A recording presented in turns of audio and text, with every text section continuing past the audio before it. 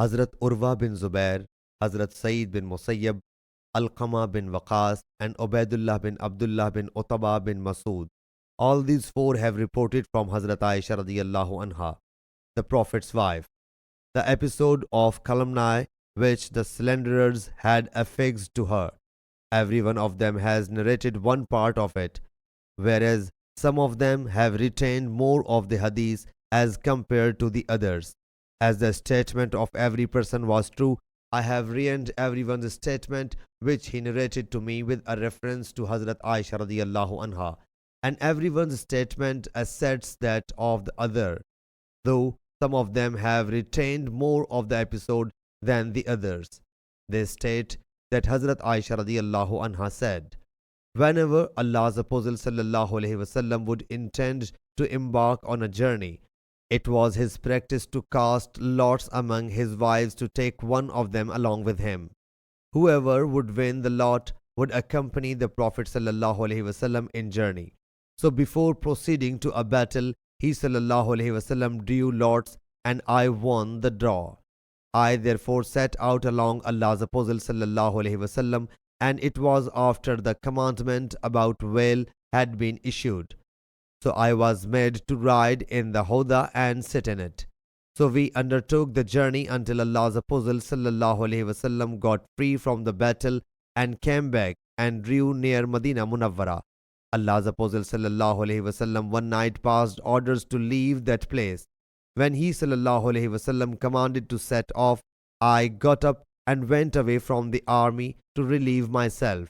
After relieving myself, I came back to my mount and passed the hand over my chest to find my necklace made of Yemenite cornelian had broken and fallen down somewhere.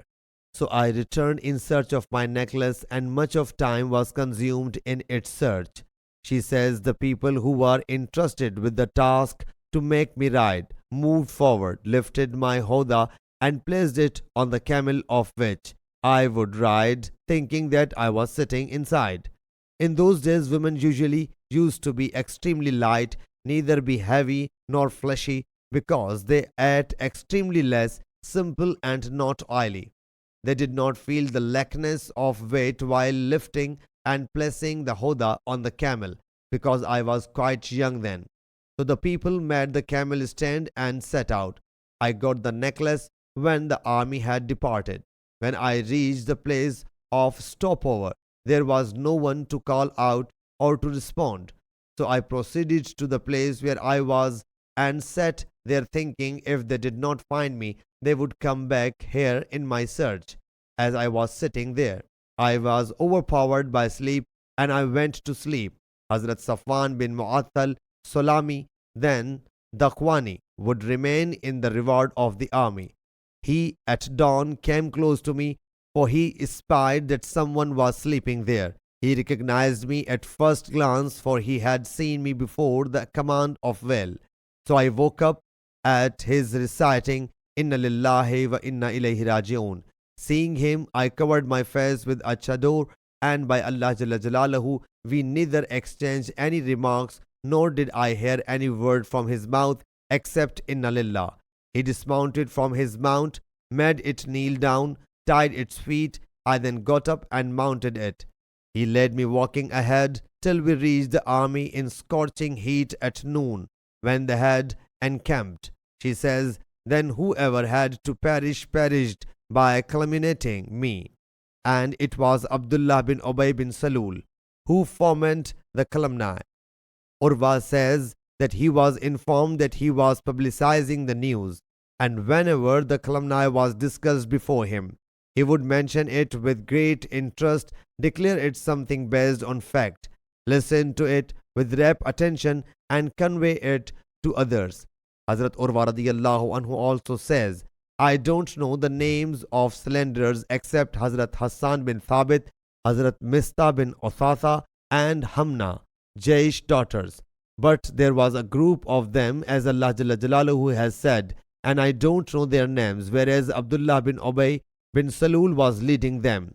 Hazrat Urwa says that Hazrat Aisha radiyallahu anha disliked it if someone reproached Hazrat Hassan radiyallahu anhu before her. She would say, it is he who has said, my father and his father, grandfather, and my honor are all for safeguarding Muhammad's prestige from you. Hazrat Aisha radiyallahu anha says, when we reached Medina Munawwara, I remained unwell for 1 month, and people kept on conversing about the calumny, though I was absolutely unaware of it. But this doubt continued, aggravating my illness, that I did not find the Prophet's favor and kindness as I used to find before the illness. During my illness, Allah's Apostle sallallahu alaihi wasallam would visit me, greet me, and go back after asking my condition. So this attitude would pain me, but I was totally unaware of this mischievous thing until when I recovered a little but still weak. I went out with Mista's mother for relieving myself, and we would go out at night for this purpose. And it was when still the washrooms were not built adjacent to the houses, and it was the practice amongst the Arab that they would go to a jungle for this purpose, for it irritated us to build washrooms besides the houses. She says, I and Mista, the daughter of Abu Rahum bin Abdul Muttalib bin Abd Munaf. Her mother is the daughter of Sakhar bin Amir, who was the aunt of Hazrat Abu Bakr radiyallahu anhu went. The name of her son is Mistah bin Uthatha bin Abbad bin Abdul Muttalib. After relieving myself, when I along with Mistah's mother returned to home, Mistah's foot got entangled with her wrap over and she fell down. So she uttered, woe to Mistah. I said to her, you have passed bad remarks. Are you reproaching a man who participated in the battle of Badr? So she said, O lady, perhaps you have not heard what he has said. She says that she said, tell me what he has said. So she told me about the fabrications of the cylinders. She says, then my disease got exacerbated. When I reached home, Allah's Apostle sallallahu alaihi wasallam came to me, greeted me and asked, how are you? I submitted, do you permit me to visit my parents? She says, I intended to get this news verified by my parents. She says that Allah's Apostle sallallahu alaihi wasallam accorded me the permission. So I said to my mother, dear mother, what are the people talking about? She said, O daughter, don't feel gloomy at such news. By Allah Jalla Jalaluhu, it has always happened when there is a woman of enthralling beauty. Her husband loves her too, and she has co-wives. Then they usually play such tricks.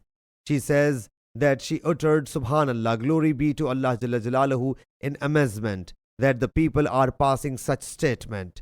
She says, I spent that night weeping, neither the tears stopped rolling down, nor did the sleep approach me. And when it dawned, I was weeping. She says, Allah's Apostle sallallahu alaihi wasallam summoned Hazrat Ali bin Abu Talib and Hazrat Usama bin Zaid to ask and consult them about abandoning his wife, as the revelation had not still been sent down. She says that Hazrat Usama radiyallahu anhu, who knew well about the chastity of the Prophet's wife in particular and about all other wives in general, submitted to Allah's Apostle sallallahu alaihi wasallam. We don't know anything about your wife except the goodness. As for Hazrat Ali radiyallahu anhu, he submitted, O Allah's Apostle sallallahu alaihi wasallam, Allah Jalla Jalaluhu will not impose any restriction on you, and there are many women saves her. Ask this girl, Hazrat Barira radiyallahu anha. She will tell you the reality.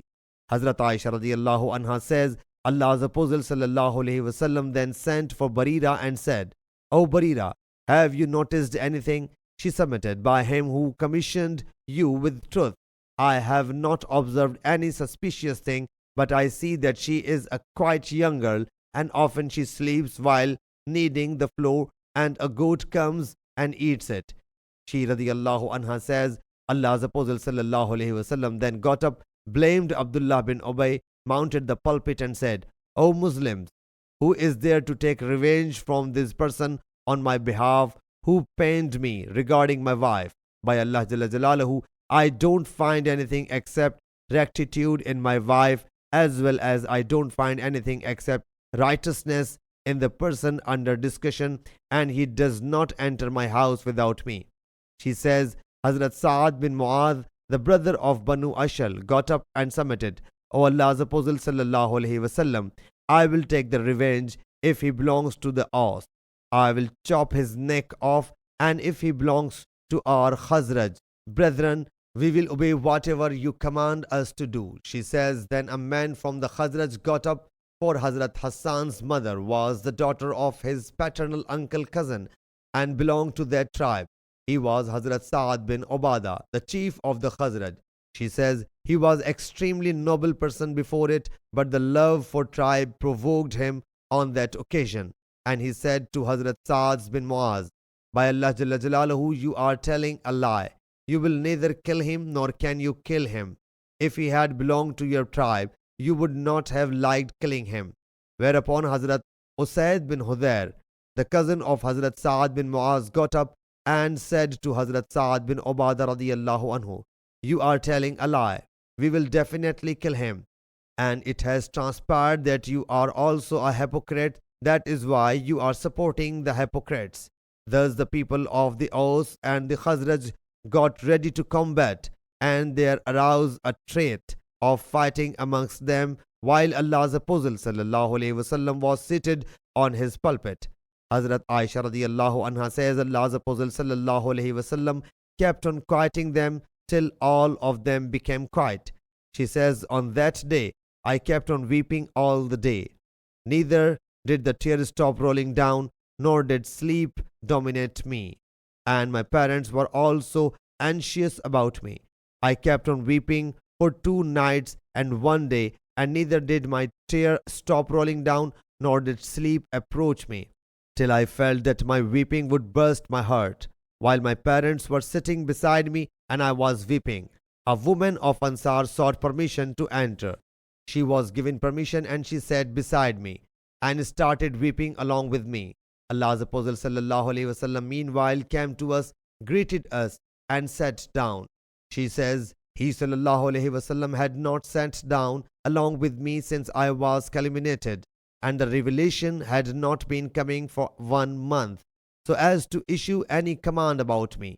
Allah's Apostle sallallahu alaihi wasallam recited the article of Tashahhud and then said, O Aisha radiyallahu anha, a rumor about you has reached me. If you are innocent, Allah Jalla Jalaluhu will very soon exonerate you. And if you have indulged in some sinful act, seek forgiveness from Allah Jalla Jalaluhu and repent. For when a man confesses his sin and repents, Allah Jalla Jalaluhu approves his repentance. Hazrat Aisha radiyallahu anha says, when Allah's Apostle sallallahu alaihi wasallam had completed his talk, my tears suddenly stopped rolling down, and even a single tear did not fall down. I asked my father to make a reply to Allah's Apostle sallallahu alaihi wasallam. My father said, by Allah Jalla Jalaluhu, I don't understand what to say to Allah's Apostle sallallahu alaihi wasallam.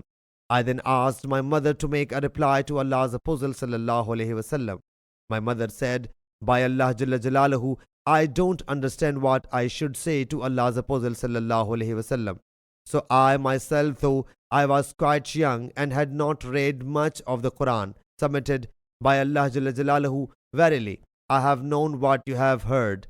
Now as it has penetrated your hearts and you have considered it based on fact. In this situation, if I say that I am innocent of this calumny, even then the people will not endorse my declaration.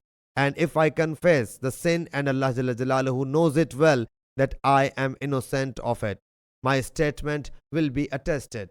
So by Allah Jalla Jalaluhu, my and your example is like that of Hazrat Yusuf's father alayhi salam, when he said, then patience is good, and I seek help only from Allah against what you describe.